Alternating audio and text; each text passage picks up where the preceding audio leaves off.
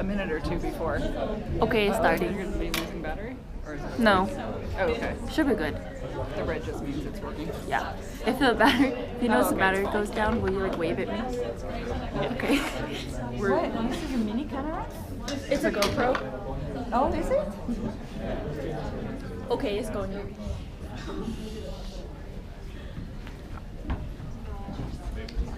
don't know. Where is Kat? I don't know. It's not usually. It's not usually. Ballpark. I didn't notice if the door was open. I just texted her.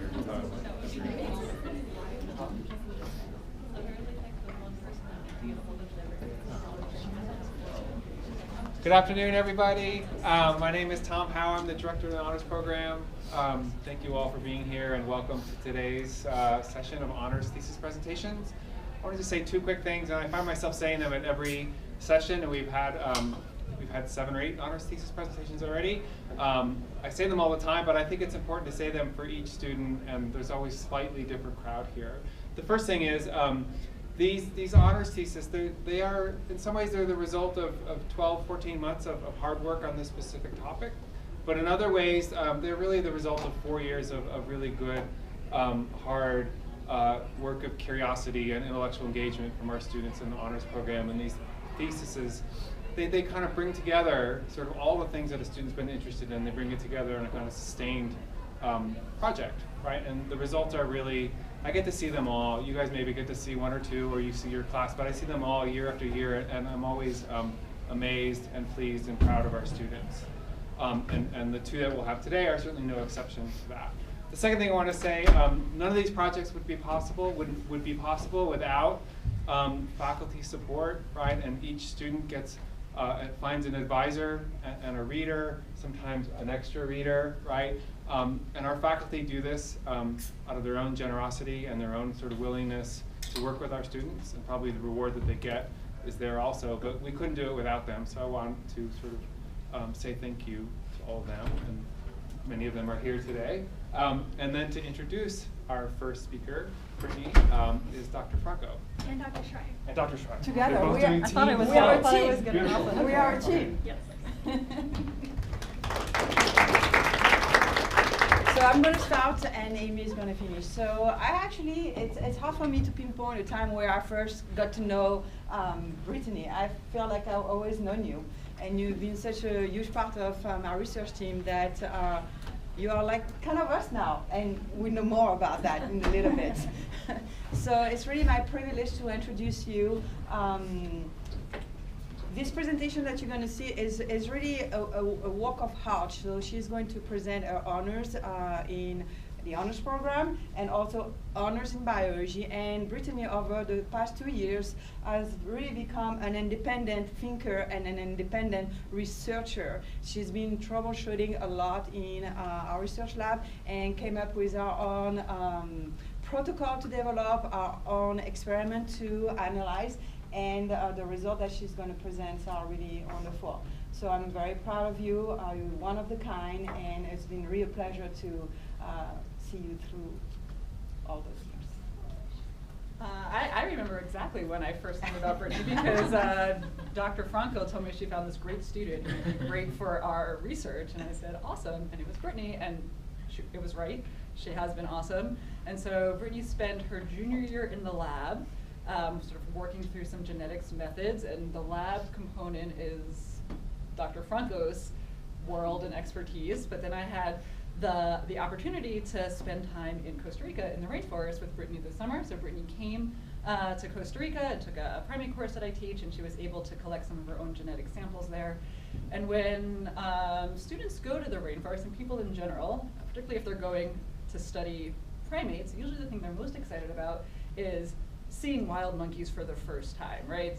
Everyone gets excited and you want to see what they do. Not Brittany. Brittany couldn't really care about what the animals were doing. What she was interested in was their pooping, because for her, their poop was gold. So for her, the first time she actually saw them poop was when she got really, really excited. So it was fun to kind of get to be with Brittany in both the lab part of her research and also the field. And I'll just take a minute here to brag about Brittany. She's been having a really good few weeks. And last week she presented at the Global Engagement Symposium, where students present about their experiences abroad, and it was a competition, and Brittany won the competition for best presentation. It's a cash prize, so that's really exciting. And just a couple of weeks ago, Brittany was accepted into the PhD program in human genetics and genomics at University of Colorado Anschutz. So in the fall, she will be starting her PhD work. So that is awesome, and we're so excited for you.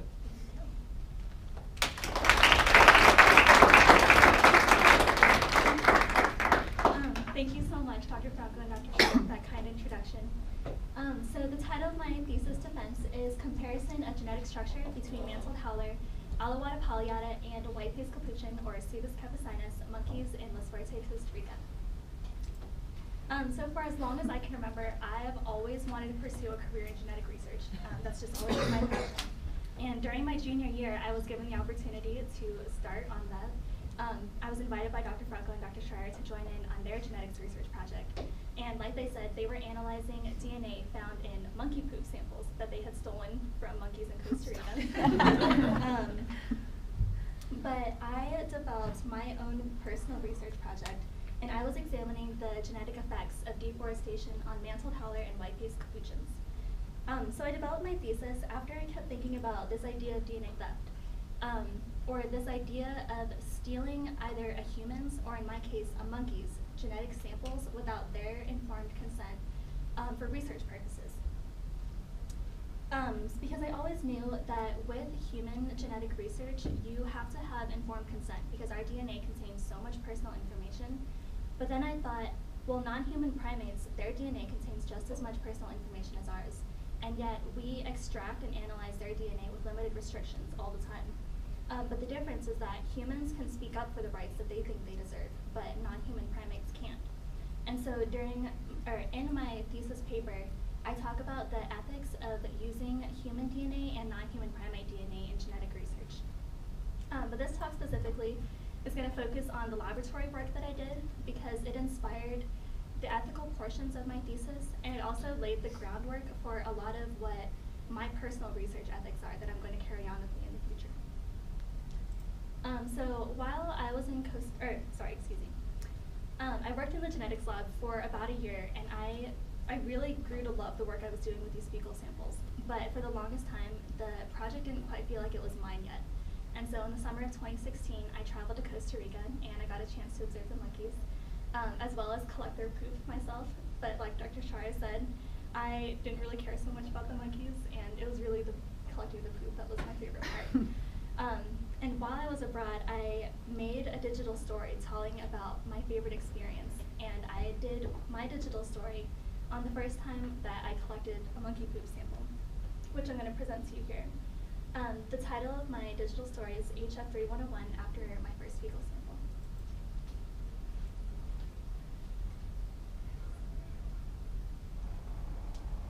I hope the sound is loud enough. We've been walking through the hot and humid forest for hours until we finally found a good spot to watch the mantled howler. My feet were killing me. I took a chance at getting bit by ants and sat on the forest floor. Suddenly, someone screamed, "Whoop!" and I could see a female howler traveling right above my head. I didn't have time to move before flop. This landed right on my leggings and my right shoulder. I couldn't stop laughing. How did I get myself into this mess? Oh, that's right. For the past year, I've been working in the biology research lab at Regis University, genetically analyzing the diversity of mantled howler and white-faced capuchin monkeys in the Fuertes Biological Research Station in Costa Rica. I have extracted, purified, amplified, and sequenced DNA from fecal samples that had been collected by Regis staff and students from previous summers. I spent a year troubleshooting in the lab, trying to figure out the kinks in the extraction and amplification protocols. It was difficult and frustrating, but I was ultimately successful. I was quite fond of the fecal samples. Countless hours in the lab with them will have that effect on you. Even so, I always felt like something was missing. I decided to travel to Las Fuertes to observe the monkeys and collect vials of their feces myself. When we arrived at the forest, I expected to see poop falling from the skies left and right. All of the other students were very eager to explore the forest and observe the monkeys' behaviors. I was more interested in collecting their poop. It wasn't until day 4 that I finally collected my first beetle sample, HF 3101.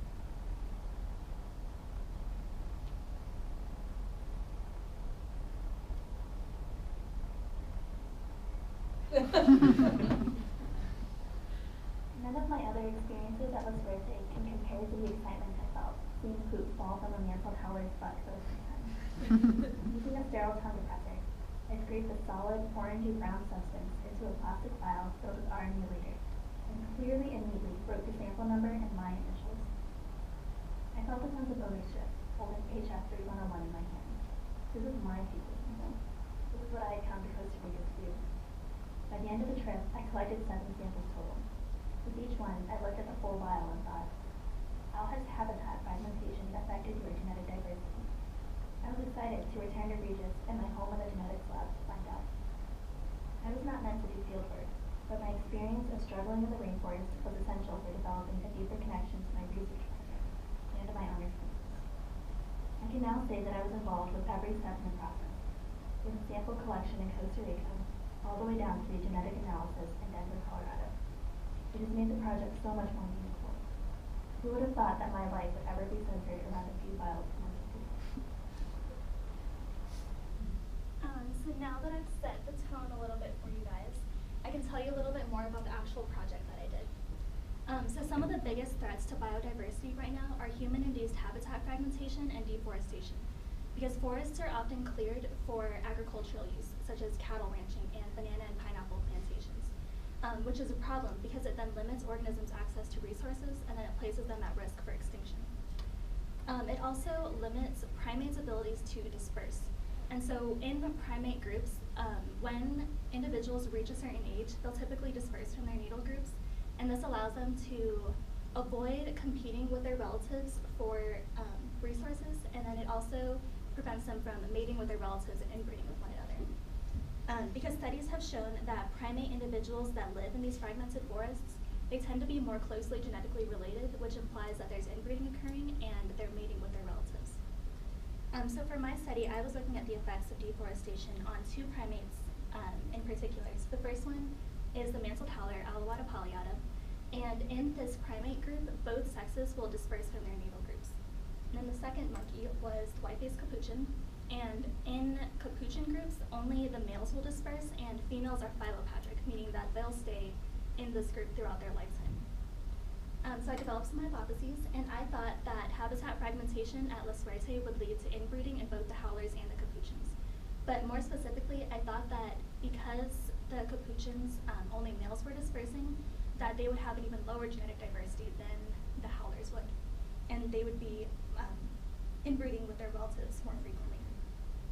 I also thought that there would be a disruption of Hardy-Weinberg equilibrium and evolution would be occurring in these populations. And so Hardy-Weinberg equilibrium is just a way to assess evolution based on observed and expected allele frequencies. The study was conducted at La Suerte Biological Research Station, where I spent a month in the rainforest. And this rainforest consists of 2 separate forest fragments, and in total the land is about 300 hectares. While I was in the forest, of course, started with fecal sample collection. I followed the monkeys around every single day for a few hours. Anytime they pooped, I would collect their feces and place it in a plastic vial. And then the samples were shipped back to Regis, where I extracted the DNA, and then proceeded to perform a procedure called polymerase chain reaction, or PCR. And this allowed me to amplify a specific region of the DNA called microsatellites.